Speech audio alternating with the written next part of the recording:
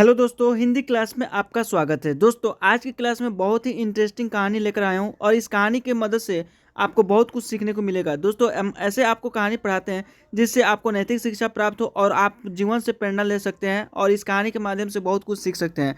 दोस्तों, बिना क्लास को देरी किए हुए चलिए क्लास को स्टार्ट करते हैं। और उससे पहले आपसे यही रिक्वेस्ट है कि मेरे चैनल को सब्सक्राइब करें और बेल आइकन दबा दें। देखिए दोस्तों, एक एक शब्द को पढ़ूंगा और लास्ट में बहुत ही आपको कुछ सीखने को मिलेगा और बहुत ही रोचक कहानी है। दोस्तों, बिना क्लास को देरी किए चलिए स्टार्ट करते हैं क्लास को। नकली तोते की कहानी।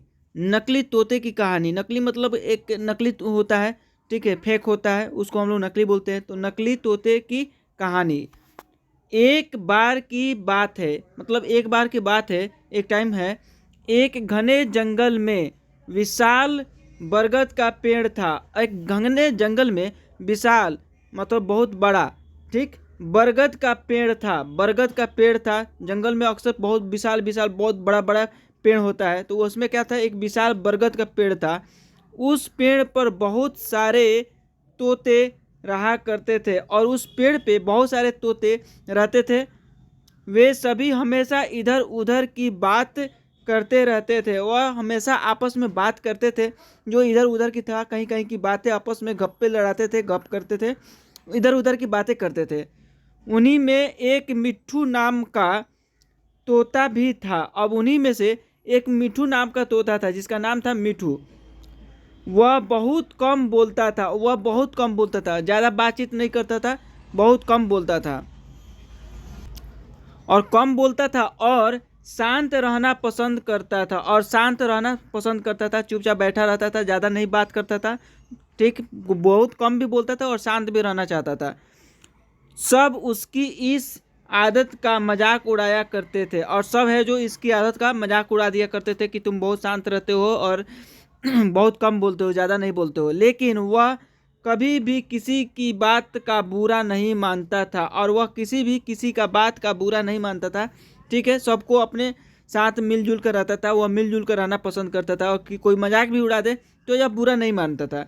एक दिन दो तोते आपस में बात कर रहे थे। अब एक दिन क्या होता है कि दो तोते आपस में बात कर रहे थे। पहला तोता बोला, मुझे एक बार बहुत अच्छा आम मिला था। और ये पहला तोता क्या बोल रहा है कि मुझे एक बार बहुत अच्छा आम मिला हुआ था, मैंने पूरे दिन उसे बड़े चाव से खाया। तोता अक्सर क्या करता है दोस्तों, पेड़ पौधे पे जाता है, आम जो होता है पका हुआ आम, उसको खा जाता है, ठीक है। अब वही बता रहा था, अपना कहानी बता रहा था कि एक दिन इसको बहुत पका हुआ आम मिला था, बहुत अच्छा आम मिला हुआ था और इसे बहुत मज़े से पूरे दिन खाया। इस पर दूसरे तोते ने जवाब दिया। अब इस पर दूसरे तोते ने जवाब दिया, उसे कहा, मुझे भी एक दिन आम का फल मिला था। मैंने भी बड़े चाव से उसे खाया था। वही मिट्ठू तोता क्या बोलता है, चुपचाप बैठा था, ये दोनों का बातें सुन रहा था। तब तोतों के मुखिया ने उसे देखते हुए कहा, अब तोता का जो मुखिया था, सरदार था, उसे देखते हुए कहा, अरे हम तोतों का तो काम ही होता है बात करना, तू क्यों चुप रहते हो। और तोता का जो सरदार था, मुखिया था, अब वो मिट्ठू तोता से बोलता है कि हम लोग का काम ही है बातचीत करना, एक दूसरे से बातचीत करते हैं, तो तुम क्यों चुपचाप बैठे हो। मुखिया ने आगे कहा, तुम तो मुझे असली तोते लगते ही नहीं। अब ये बोलता है कि मुझे तो असली तोता लगता ही नहीं है, तुम चुपचाप बैठे हो, हम लोग तो आपस में बात कर रहे हैं, जब से तुम चुपचाप बैठे हुए, तुम नकली तोते हो। अब ये पूछता है सरदार जो मुखिया था तोता का, तुम नकली तोते हो। इस पर क्या होता है, सभी तोतों उसे नकली तोता कहकर बुलाने लगे। अब उसे क्या कहता है, जब ये बोल दिया, सरदार ने बोल दिया तुम नकली तोते हो, तो उसे सब जितना भी तोता थे सब बुलाने लगे नकली तोता, ठीक है। लेकिन मिट्ठू तोता फिर भी वह चुप था। यह सब चलता रहा। फिर एक दिन रात में मुखिया की बीबी का हार चोरी हो गया। अब एक दिन क्या होता है कि मुखिया जो था, सरदार जो था, उसकी बीबी की हार चोरी हो जाती है। मुखिया की बीबी रोती हुई आई और उसने पूरी बात बताई और उसने पूरी बात बताई कि इसकी गहना, इसकी जेवर चोरी हो गई है। मुखिया की बीवी ने कहा सरदार से, किसी ने मेरा हार चोरी कर लिया है, किसी ने इसका हार चोरी कर लिया है, ये शिकायत करती है और वो हमारी ही झुंड में से एक है, और वो हमारी ही झुंड में से कोई एक है जो हार चोरी किया है। यह सुनकर मुखिया ने तुरंत सभा बुलाई, बैठक बुलाई। सभी तोते तुरंत सभा के लिए इकट्ठा हो गए और सभी तोते जो तोता थे वह सभा के लिए इकट्ठा हो गए। मुखिया ने कहा, मेरी बीवी का हार चोरी हो गया है। अब मुखिया बोलता है कि सभा में कि मेरी बीवी की हार चोरी हो गया है और मेरी बीवी ने उस चोर को भागते हुए भी देखा है और उस चोर को भागते हुए भी देखा है। ठीक, वह चोर आप लोगों में से ही कोई एक है और वह चोर आप लोगों में ही से कोई एक है। यह सुनकर सभी हैरान हो गए। मुखिया ने फिर आगे कहा कि उसने अपने मुंह को कपड़े से ढक कर रखा हुआ था। उसने अब ये बोलता है कि उसने अपने मुंह को कपड़े से बांध करके ढक करके रखा हुआ था, लेकिन उसकी चोंच बाहर दिख रही थी। उसकी चोंच लाल रंग की थी। उसकी जो चोंच थी जो लाल रंग की थी। अब पूरे झुंड की निगाह मिट्ठू तोते और हीरू नाम के एक दूसरे तोते पर ही थी। अब ये सारा जो जितना जो तोते थे वहाँ पे, वह सबका निगाह, सबका ध्यान किधर चला गया? मिट्ठू पर चला गया, मिट्ठू तोता पर, और हीरू नाम के एक और तोता था उस पर चला गया। ठीक, क्योंकि झुंड में केवल इन्हीं दोनों की चोंच लाल रंग की थी, क्योंकि इन्हीं दोनों का चोंच लाल रंग के थे झुंड में। ठीक है, यह सुनकर सभी मुखिया से चोर का पता लगाने के लिए बोलने लगे। अब सभी को मुखिया ने बोला कि चोर का पता लगाने के लिए बोले मुखिया, लेकिन मुखिया ने सोचा कि ये दोनों मेरे अपने हैं, मैं कैसे इनसे पूछ सकता हूँ। अब ये मुखिया सोचने लगा, ये तो दोनों अपने हैं, अपने बिरादरी के, मैं इनसे कैसे पूछ सकता हूँ कि तुम चोर हो, और कैसे मैं डायरेक्ट ब्लेम लगा सकता हूँ कि तुम चोर हो। तो पहले तुम पता लगाओ वाकई किसने चोरी की, फिर हम लोग उसकी दंड देंगे, उसकी सजा करेंगे। पहले ही हम लोग नहीं बोल देंगे कि ये तुम चोर हो। ये सोचने लगा। इसीलिए मुखिया ने एक कौवे से इसका पता लगाने के लिए मदद ली और कौवा की मदद ली इसे पता लगाने के लिए आखिर कौन इसका बीवी का हार चुराया है। असली चोर का पता लगाने के लिए कौवे को बुलाया गया और कौवा वहाँ पे आया। कौवे ने लाल चोंच वाले हीरू और मिट्ठू तोते को सामने बुलाया। कौवे ने दोनों तोतों से पूछा कि तुम दोनों चोरी के समय कहाँ थे। अब ये कौवा जो है पूछता है कि तुम जब चोरी हुआ था उस समय तुम दोनों कहाँ थे। इस पर हीरू तोता जोर से बोलने लगा। अब इस पे जो हीरू तोता था वह जोर जोर से बोलने लगा, मैं उसी दिन बहुत थक गया था, इसलिए खाना खाकर मैं उस रात जल्दी सोने के लिए चला गया था। और उस रात वो बहुत थक गया था, इसलिए वह खाना खाकर वह सोने के लिए चला गया था। वहीं मिट्ठू तोते ने बहुत धीमी आवाज़ में जवाब दिया। मिट्ठू जो तोता था वह बहुत ही धीमी आवाज़ में जवाब दिया, और वह तो जो हीरू तोता था वह बहुत कड़क आवाज़ में जवाब दिया।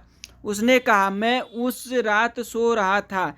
अब मिट्ठू बोलता है कि उस रात मैं सो रहा था। इस बात को सुनकर कौवे ने फिर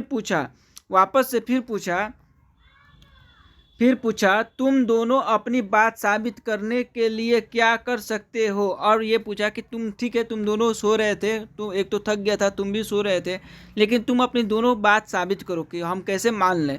इस पर हीरू तोता फिर बड़ी तेज आवाज़ में बोला, मैं उस रात सो रहा था, मेरे बारे में सब जानते हैं, ये चोरी मिट्ठू ने ही की होगी।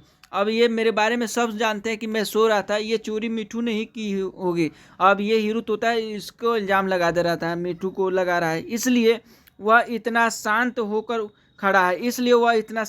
खड़ा है और मैं इतना तेज बोल रहा हूँ। मिट्ठू तोता चुपचाप खड़ा हुआ और वह चुपचाप खड़ा हुआ था। सभा में मौजूद सभी तोते चुपचाप यह सब देख रहे थे। अब सभा जो लगा हुआ था उसमें खड़े सभी तोते ये देख रहे थे, सबकी बात सुन रहे थे। मिठू तोता फिर धीमी आवाज़ में बोला, मैंने यह चोरी नहीं की है। फिर वह धीमी आवाज़ में बोला, धीमे से बोला, मैंने यह चोरी नहीं की है। इस बात को सुनकर कौवा मुस्कुराकर बोला कि चोर का पता लग गया है। और इस बात को सुन करके अब कौवा मुस्कुराने लगा और बोला कि मुस्कुराने लगा और बोला कि चोर का पता लग गया है। मुखिया के साथ साथ सब लोग हैरान से कौवे की ओर देखने लगे। और मुखिया भी हैरान हो गया, उसका सरदार भी हैरान हो गया और सब लोग कौवे को देखने लगे कि आखिर कौन चोर आया है, किसका नाम बताएगा। कौवे ने बताया कि चोरी हीरू तोते ने की है। और कौवे ने बताया कि चोरी हीरू तोते ने की है, हीरू ने चोरी की है। इस पर मुखिया ने पूछा, आप यह कैसे कह सकते हैं। अब इस बात पर मुखिया ने पूछा कि आप यह कैसे बात कर सकते हैं, कैसे साबित कर सकते हैं। कौवे ने मुस्कुराकर कहा, हीरू तोता जोर जोर से बोलकर अपने झूठ को सच साबित करने के में लगा था।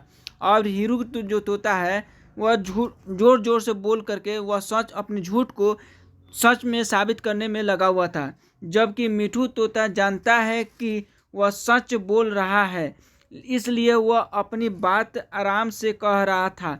और वह मिठू जो तोता है वह जानता है कि मैं सच हूँ, मैं ईमानदारी पे हूँ, इसलिए वह आराम आराम से बात कर रहा था। कौवे ने आगे कहा, वैसे सभी हीरू तोता बहुत बोलता है।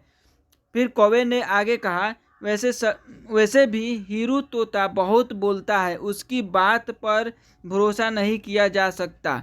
और फिर एक बात बोलता है कि वैसे इस बात पर भरोसा नहीं किया जा सकता है। इसके बाद क्या होता है, हीरू ने अपना जुर्म कबूल कर लिया और सभी से माफ़ी मांगी। और चोर का पता चल गया, हीरू ने अपने जुर्म को कबूल कर लिया कि हाँ मैंने ही चुराया है, और सभी से माफ़ी मांगा। यह सुनकर सभी तोते हीरू तोते को कड़ी सज़ा देने की बात कहने लगे। यह सुनकर के हीरू तोता को कड़ी से कड़ी सज़ा देने की बात कहने लगे। लेकिन मिठू तोता ने कहा, मुखिया जी, हीरू तोते ने अपनी गलती मान ली है, उसने सबके सामने माफ़ी भी मांग ली है।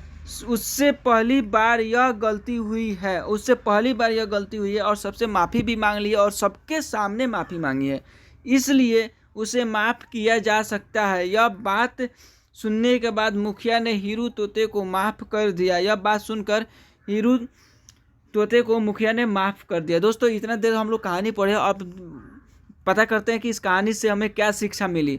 हमें भी क्या शिक्षा मिली इस कहानी से ये देखते हैं।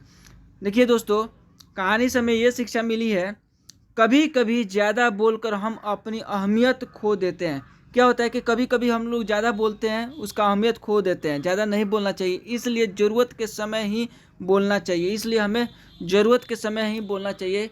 जब ज़रूरत पड़े तब हमें बोलना चाहिए। ज़्यादा बोलेंगे वो आपका ही नुकसान होगा। जब ज़रूरत पड़े तब बोलना चाहिए। कम बोलना, ज़्यादा सुनना चाहिए और कम बोलना चाहिए, ऐसा कहा जाता है और ये सच भी है।